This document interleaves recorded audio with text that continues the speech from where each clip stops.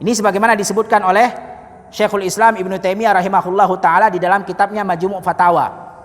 Ya, di jilid ketiga halaman 68. Di jilid ketiga halaman 68. Nah, kata Ibnu Taimiyah rahimahullahu taala, perhatikan. Ayatnya Allah mengatakan, dialah Allah yang telah menciptakan langit dan bumi di 6 hari.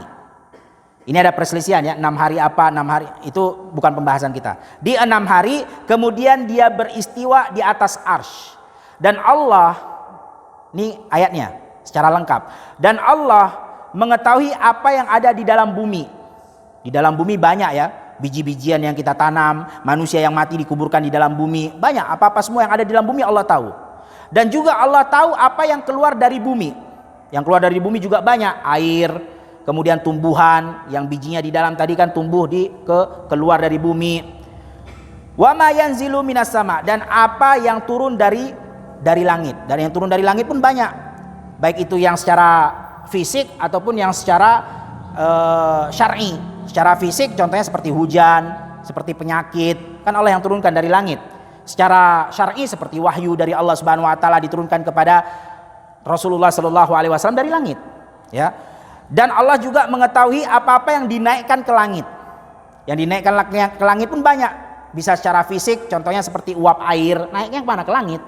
Ya, secara syar'i contohnya seperti amalan ibadah yang kita lakukan itu dinaikkan ke langit. Sebagaimana Allah mengatakan, ilaihi yas'adu kalimut thayyib, kepadanya lah Allah Subhanahu wa taala naik ya amal-amal baik hamba-hamba Allah Subhanahu wa taala.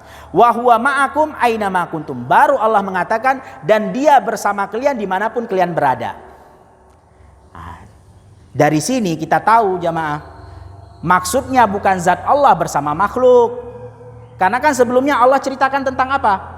Allah tahu apa yang ada di dalam bumi, Allah tahu apa yang di luar bumi, Allah tahu apa yang turun dari langit, Allah tahu apa yang naik ke langit.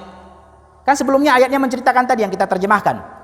Artinya wa huwa ma'akum aina ma kuntum, artinya Allah juga selalu bersama kalian, pengetahuannya, penglihatannya, pendengarannya. Nah ini, makanya kita bilang tadi di awal, boleh kita mentakwil tapi dengan dalil, bukan dengan akal.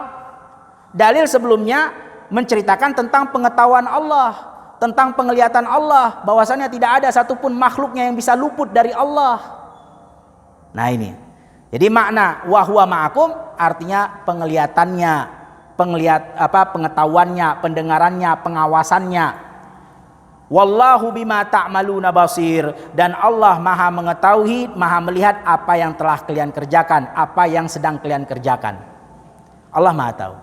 Nah itu jawabannya jamaah sekalian yang dirahmati Allah Subhanahu wa taala. Sehingga tentang ma'iyah disebutkan dalam Al-Qur'an, kata Ibnu Taimiyah rahimahullahu taala di Majmu' Fatawanya, kata bersama itu dalam Al-Qur'an kalau dikumpulkan itu ada 18 kata, 18 tempat, 18 ayat. Kalau kita mau cari dalam Al-Quran yang di situ ada makna bersama, ma'a, bersama, itu ada 18 ayat, ada 18 tempat dalam Al-Quran. Memang kalau kita sebutkan satu-satu ya banyak sekali. Yang mana kata para ulama yang disebutkan oleh Syekh Islam Ibnu Taimiyah rahimahullah taala dalam Majmu' Fatawa, bersama di dalam Al-Quran itu enggak keluar dari dua makna. Nah ini biar kita tahu, biar kita jangan salah paham.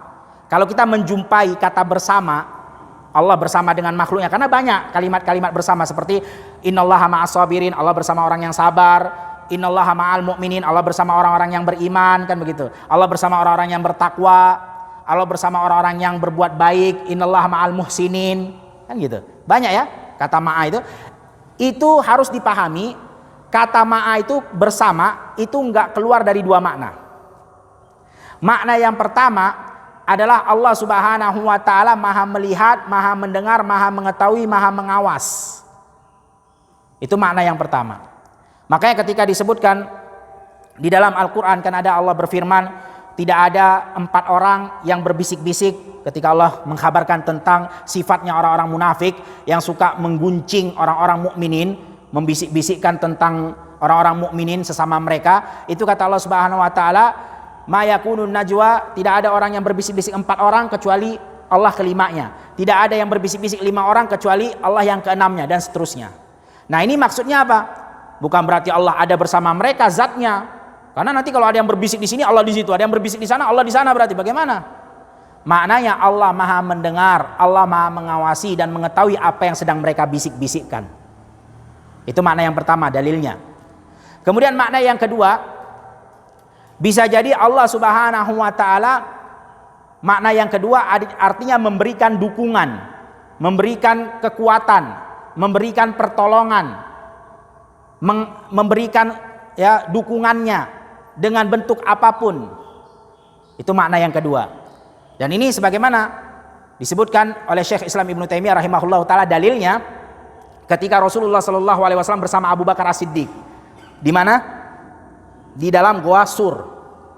Ketika beliau akan hijrah ke Madinah, dikejar-kejar oleh orang-orang musyrikin Quraisy, Rasulullah dan Abu Bakar sempat bersembunyi di dalam Gua Sur. Yang mana pada saat itu dikatakan orang-orang musyrikin sudah ada di atas goa. Sampai-sampai Abu Bakar As-Siddiq mengatakan, ya Rasulullah, kalau seandainya mereka melihat ke bawah kaki mereka, kita akan ketahuan, wahai Rasulullah. Ketahuan kita ini. Apa jawaban Nabi Shallallahu Alaihi Wasallam? La tahzan, innallaha ma'ana. Jangan sedih, Allah bersama kita. Ini maksudnya Allah akan mendukung kita, Allah akan menolong kita, Allah akan membantu kita, Allah akan menguatkan kita. Nah, bisa jadi makna yang kedua seperti itu. Makanya ketika kita menjumpai firman Allah Subhanahu wa taala, innallaha ma'as sabirin, kan banyak kita sebutkan itu. Allah bersama orang-orang yang sabar. Ini bukan berarti Allah Maha melihat orang sabar atau Maha mengetahui orang sabar. Artinya Allah akan mendukung dengan dukungan apapun, baik itu bantuan, baik itu kekuatan, baik itu ketabahan, baik itu kekokohan. Allah akan bantu dengan semua dukungan kepada orang-orang yang mau bersabar. Jadi kalau kita jumpa di dalam Al-Quran Allah bersama, maka jangan kita pahami zatnya Allah bersama dia, tapi dua makna yang tidak akan lepas. Kalau bukan penglihatan, pendengaran, pengawasan, kalau tidak adalah dukungan Allah kepada orang tersebut. Jadi batil kalau kita mengatakan wa huwa ma'akum aina ma kuntum, artinya Allah berada di zat makhluk tersebut, maka itu adalah pemahaman yang batil. Lalu bagaimana kalau mengatakan Allah ada di dalam hati kita? Biasanya ada begitu pertanyaan, di mana Allah? Allah dalam hati-hati setiap hamba-hambanya. Kan ada begitu. Nah, ini jamaah sekalian, kalau dia menganggap zat Allah ada di dalam hatinya, ini efek dari keyakinan yang kita bilang kelompok manunggaling kalua gusti. Hati-hati, itu salah. Ya, tapi kalau maksudnya, karena kita harus tahu maksudnya apa. Kalau maksudnya Allah itu selalu diingat di hati-hati manusia, nah, itu mungkin benar, tapi nggak benar pertanyaannya. Di mana Allah? Allah dalam hati. Kalau maksudnya adalah Allah diingat selalu di dalam hati manusia, maka pertanyaannya bukan di mana Allah, tapi pertanyaannya Allah diingat di mana. Allah itu diingat di mana? Jawabannya diingat di hati-hati manusia. Karena kalau kita bilang zat Allah ada di dalam hati setiap manusia, berarti ketika manusia itu mati, berarti mati juga dong Allah. Kan manusia ada ajalnya. Allah ada di dalam hati saya. Kalau dia pahami zatnya Allah ada dalam hatinya, kalau engkau mati berarti Allah mati. Itu konsekuensi kan? Bahaya kalau kita bilang Allah Subhanahu wa taala mati. Hati-hati jamaah sekalian yang dirahmati Allah Subhanahu wa taala.